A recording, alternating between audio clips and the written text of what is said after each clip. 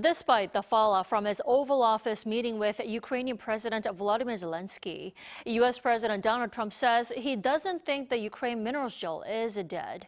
We turn to Dr. Ronald Suny for more this morning. Welcome. Happy to be here. Thanks for joining us. Let's recap on the summit that ended up being a bust job. What went wrong here? A lot of things all at once. Everybody is surprised and still trying to figure it out. There's many opinions as there are people thinking and talking about it. I would say that at one level, it was a personality clash between president and vice president on one side, who basically cornered the Ukrainian president. So you had two against one, with one defending himself and his country in a foreign language in the Oval Office. Not a very even exchange.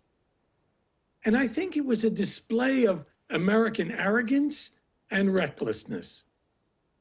But on the other hand, it was a serious display also of two opposing and even hostile views on how to end the Russo-Ukrainian war. On one side, you had Trump and Vance, who want the war to end immediately with a ceasefire under conditions stated by the U.S. that would give 20% of Ukrainian territory to Russia, the very country that launched the war and has committed war crimes. And as well, it meant that Ukraine could not enter NATO. Now, it's not simply, it seems to me, that the American president is expressing the desires of Putin, but in his conversations with Zelenskyy, he was saying what he heard in his conversations with Putin as conditions to end the war. On the other side of that debate, you had the Ukrainian president trying to define his terms, which were he would like to have a ceasefire eventually, but only when there were conditions, security guarantees, as it's put, that after the ceasefire, there would be efforts by the United States to back Ukraine. So this is a situation of what I would say cold, harsh realism. First, you have to understand, in the real situation, Ukraine has, I'm sad to say this, lost the war. That is the war that it wanted to win, which is to regain all of its territory and join the Western Alliance. But I want to also note that Putin also lost the war that he originally wanted to win, which was to take Kiev, the capital of Ukraine, depose Zelenskyy, put in a puppet government, and reduce Ukraine to a less than sovereign state that would be dependent on Russia. Well, neither really got ultimately what they want, and now we're in the area of compromise, concessions, and the United States dictating terms. This is really a missed opportunity to end the war on just terms.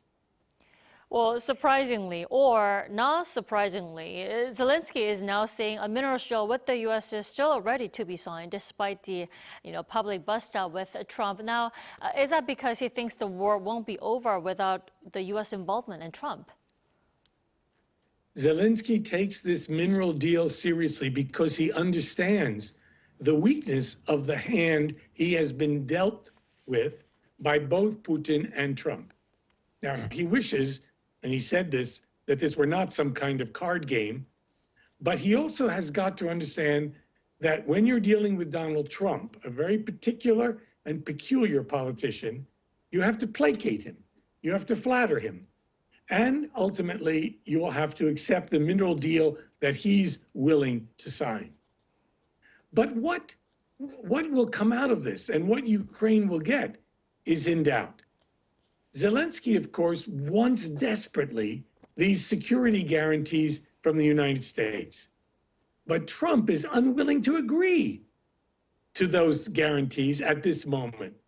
So one side wants security guarantees before a ceasefire, that's Ukraine, and the other wants the ceasefire, but without the guarantees of security obligations by the United States.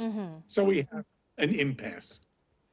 Well, it appears the no-deal situation will, for now, only bring the U.S. and Russia closer. Now, we're now even hearing the White House is seeking plans for possible Russia sanctions relief. You know, nobody can figure this out quite, but Trump likes Putin. Trump likes strongmen. This is some kind of emotional identity thing that he has.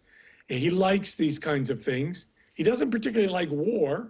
He's been a draft dodger himself, but he does like being strong, and he likes people who are strong.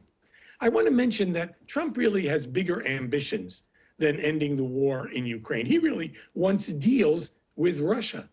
That would be a big prize. He also would like maybe a Nobel Peace Prize. He talks about it, and he wants to be seen as a world historical figure, a peacemaker. Right. So you have a very strange combination: ego, material rewards, Trump's own sense of self-aggrandizement. All of these things are motivating. He's a ruthless man and enjoys being ruthless. He thinks that's how you make the best deals, deals that are fundamentally in your own interests. Or Dr. Suny, in a nutshell, he did say the Ukraine minerals deal is not dead. The question is, when will Trump and Zelensky meet again to sign the deal then? I mean, is it when Zelensky shows more gratitude that Trump pointed to? Zelensky has shown gratitude. That doesn't seem to be enough. He emerged from that White House ambush very poorly. He did not do well. The Trumpists were very pleased with the public effect on their followers with what happened. They were praising the president and Vance. And indeed, right after the event, Trump and Vance seemed strong. Well, bullies often do feel and see that way after a fight. But within a day, Europe rallied around Zelensky, came up with its own plan, which may or may not have much of a future, since it has to be accepted by Trump, which is at this point unlikely. So Zelensky has retained on the global stage his aura as a defender of the right side, of the side of history, as a man who stood up to Putin. And in world public opinion, it's still Putin whom Western Democrats consider the villain in this whole melodrama. Dr. Suny, thank you so much for joining us this morning. We appreciate it. Thank you for having me.